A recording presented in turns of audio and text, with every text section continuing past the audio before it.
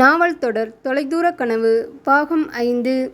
குலம் தரும் செல்வம் தந்திடும் அடியார் படுதுயராயினவெல்லாம் நிலந்தரஞ் செய்யும் நீள் விசும்பருளும் அருளோடு பெருநிலமளிக்கும் வளந்தரும் மற்றும் தந்திடும் பெற்ற தாயினுமாயின செய்யும் நலந்தரும் சொல்லை நான் கண்டு கொண்டேன். நாராயணா என்னும் நாமம் தமிழ் மலரின் குரல் உருகி வழிந்தது. தேனாய் பாய்ந்தது. அமர்ந்திருந்தவர்களை மயங்க வைத்தது. எப்பொழுதுமே அவள் குரல் தேனில் நனைத்த பலாச்சுளை போல் இருக்கிறது என்பார் லட்சுமி.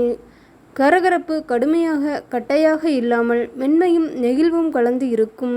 எனவே அதற்கு தகுந்தால் போல் பாடல்களை தேர்ந்தெடுப்பாள் தமிழ். சங்கர ஜெயந்தி அன்று அவளை மேடையேற்றம் செய்துவிடலாம் என்று குரு சொன்ன பிறகு அவரே சில பாடல்களை தேர்ந்தெடுத்து கொடுத்தார். உன்னுடைய குரலுக்கு ஏற்ற பாடல்கள் இது. சில பாடல்களை தேர்ந்தெடுத்து அவளுக்கு பயிற்சியும் கொடுத்திருந்தார். நாராயணா என்னும் நாமம் என்று பாடும்போது பக்தியிலும் ஆழ்மனதின் நினைவிலும் அவள் நெகிழ்ந்து போய் அந்த உணர்வே குரலில் வெளிப்பட்டது.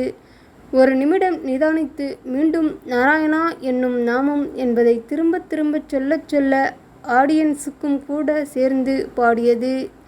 வாசுதேவனும் லட்சுமியும் பெருமை பொங்க பின்னாடி திரும்பி பார்த்தார்கள். கூட்டம் என்றால் 100 பேருக்குத்தான் இருக்கும்.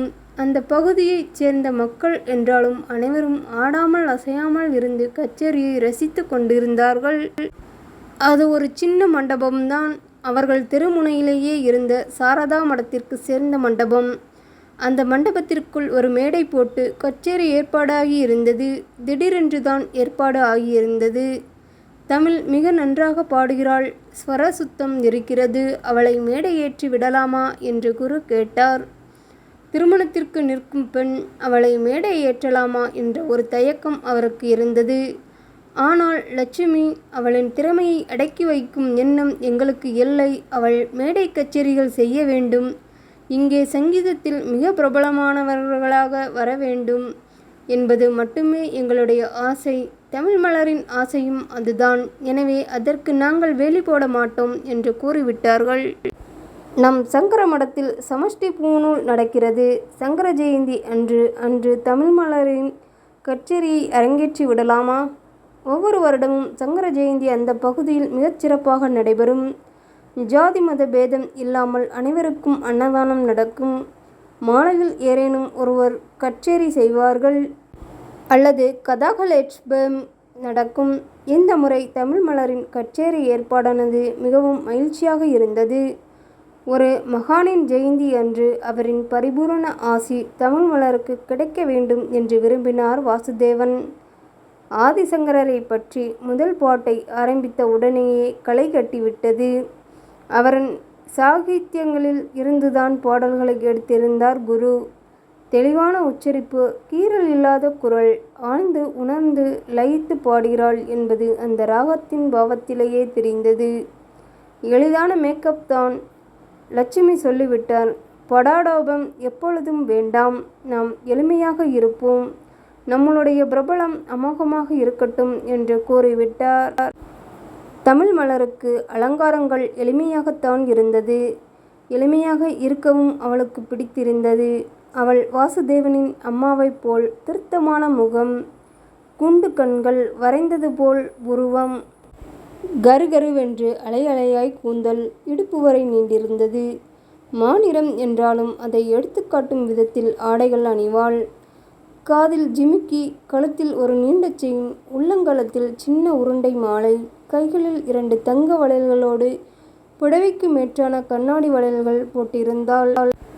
தமிழ் மலருக்கு கண்ணாடி வளையல்கள் போடுவதில் மிகுந்த விருப்பம் உண்டு. எப்பொழுதும் பச்சை சிவப்பு என்று கலந்துதான் வளையல்கள் போடுவாள். செயற்கை பட்டுப்புடவை, பச்சை பட்டுப்புடவை, சிவப்பு கரை போட்ட பட்டுப்புடவையில் அவள் அலங்காரம் செய்து வைத்த அம்மனைப் போலவே இருந்தாள். இந்த அம்சமான அழகை ரசிக்க முடியவில்லையே சத்தியனாள் என்ற எண்ணம் அவருக்குள் எழுந்த அந்த நிமிஷம் மெல்லிய குரலாகவும் ஒலித்தது. அவர் லட்சுமியை திரும்பி பார்த்தார். லட்சுமியும் அவரை பார்த்தார். இந்த நேரத்தில் எதுக்கு அவனை நினைச்சுக்கிட்டு? இல்லை, தெய்வீக அழகு. இது ஏன் சத்தியன் கண்ணில் படவில்லை? இல்லை, ஒரு நாள் அவன் உணர்ந்து கொள்வான். அவன் வீட்டில் பூச்சியை நம்பி போயிருக்கிறான். அது மின்மினி பூச்சி என்று தெரியும்போது அவன் செய்த தப்பு அவனுக்கு தெரிய வரும். ஆனால் தமிழ் மலரை இப்படியே விட்டுறக்கூடாது. அவளுக்கான ஒரு நல்ல ஏற்பாட்டை நாம் செய்தாக வேண்டும் என்றாள் லட்சுமி. அவளுக்கு வரன் பார்க்க ஆரம்பித்து விடலாமா? ஆமா, உடனடியாக நல்ல இடத்தில் மாப்பிள்ளை பார்த்து அவளை ஒப்படைக்க வேண்டும். அதன் பிறகு கச்சேரியில் மனம் லயிக்கவில்லை. உடம்பில் ஒரு பரபரப்பு தொற்றிக்கொண்டது. கச்சேரி முடிய காத்திருந்ததும் வெளியில் வந்தவர் தன் நண்பர் கோவிந்துவை சந்தித்தார். என்ன வாசுதேவன், என்னவோ பரபரப்பாக இருப்பது போல் தெரிகிறது என்றார் கோவிந்து. ஆமாம் கோவிந்து, தமிழ் மலருக்கு கல்யாணத்தை செய்தாக வேண்டும். நானும் நினைத்தேன். எத்தனை நாள் அவள் சத்யனுக்காக வளர்ந்தாள். இப்பொழுது அவன் இல்லை என்றான பிறகு அவளுக்கான ஒரு வாழ்க்கையை அமைத்து தர வேண்டியது உன்னுடைய கடமை. என் தங்கைக்காக நான் இதை செய்தே ஆக வேண்டும். தரகரிடம் சொல்லி வைக்கலாமா? ஆமாம், உங்களுக்கு தெரிந்தவர்களிடமும் சொல்லுங்கள். நானும் எனக்கு தெரிந்த இடத்திலும் மேட்ரிமோனியிலும் பார்க்கலாம். நன்றாக விசாரித்து நல்ல பையனாக பார்த்து ஒப்படைக்க வேண்டும். ஒரு பெண் குழந்தையை பெற்று வளர்ப்பது பெருசல்ல. அவளை நல்ல இடத்தில் ஒப்படைக்க வேண்டியது மிக முக்கியம் என்றாள் லட்சுமி. ஆமாம், அந்த குழந்தை போற இடத்தில் கண் கலங்காமல் வாழ வேண்டும் என்றார் கோவிந்து. ஆனால் இப்பொழுது என்ன மாமா அவசரம் என்றாள் தமிழ். ஏன்? இன்னும் சில கச்சேரிகளை ஒத்துக்கொண்டு கையில் 4 காசு சேர்ந்த பிறகு கல்யாணத்துக்கு முயற்சிக்கலாமே. நீ பாட்டுக்கு ஒரு பக்கம் கச்சேரி செய், நாங்கள் ஒரு பக்கம் மாப்பிள்ளை தேடுகிறோம். இரண்டும் இணைந்து வரும்போது நடக்கட்டுமே. அது எப்போ நடக்க வேண்டுமோ அப்பொழுது தானே நடக்கும் என்றாள் லட்சுமி. தமிழ் மலர் அமைதியாக இருந்தாள்.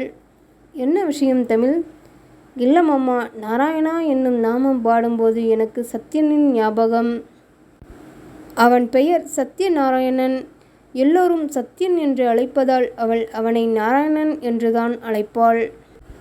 எதை சொல்ல வருகிறாள் என்று புரிந்தது. 20 வருடங்கள் அவன்தான் தன் கணவன் என்று நினைப்போடு வாழ்ந்துவிட்டவள். அவனோடு சேர்ந்து தனக்குள் எத்தனையோ கனவுகளையும் அவள் கண்டிருப்பாள். அது அத்தனையும் ஒரு நிமிஷத்தில் தூக்கி போட்டுவிட முடியாது. ஆனால் அதில் என்ன பலன்? தெரியுது. ஆனாலும் இதிலிருந்து நான் மீண்டு வர சில நாட்கள் தேவை மாமா. எங்களுடைய வயசையும் மனசையும் யோசித்து பாருமா. புரியுது மாமா. நான் சத்திய நினைவிலேயே வாழ்ந்து விடுவேன் என்று சொல்லவில்லை. யதார்த்த உலகில் நடப்பதை அப்படியே ஏற்றுக்கொண்டு எல்லாவற்றையும் கடந்து போக வேண்டும் என்று எனக்கு தெரிகிறது. என்றாலும் உடனடியாக என்னால் சற்று முடிவெடுக்க முடியவில்லை. தமிழின் கண்கள் கலங்கியது. லட்சுமி அவளை நெருங்கி அணைத்து கொண்டார். புரியுதுமா, ஒரு பெண் மனசுக்குள் ஒருத்தன் வந்துவிட்டால் அவனை அவ்வளவு சீக்கிரத்தில் தூக்கி எறிய முடியாது. நான் அவரை தூக்கி எறியவில்லை. ஆனால் விலக்கி வைக்க சிறிது அவகாசம் வேண்டும். என்னை வேண்டாம் என்று தானே சொன்னார். இனி அவரை நான் எதற்காக எதிர்பார்க்க வேண்டும்? எனக்கு என்ற ஒரு வாழ்க்கையை நான் ஏற்படுத்தி கொள்வதில் தப்பு இல்லை. ஆனால் சிறிது நாள் போகட்டுமே என்றுதான் கூறுகிறேன். சிறிது நாள் என்றால் எத்தனை மாதம், வருடமா, நாளா? ஏன் மணிக்கணக்கு கூட ஆகலாம் என்றாள் தமிழ். Very good. ஒரு வாரம் எங்கேயானும் போயிட்டு வா. போகிறதுக்கு எந்த வீடு இருக்கிறது? அப்பா பக்கம் யாரும் இல்லை. உங்களை விட்டால் எனக்கு யாரும் இல்லை. நான் உங்கள் மத்தியிலேயே இருக்கேன். இருமா, எங்கள் காலம் வரை நாங்கள் உன் கூட இருப்போம் நெகிழ்வுடன் கூறினார் வாசுதேவன்.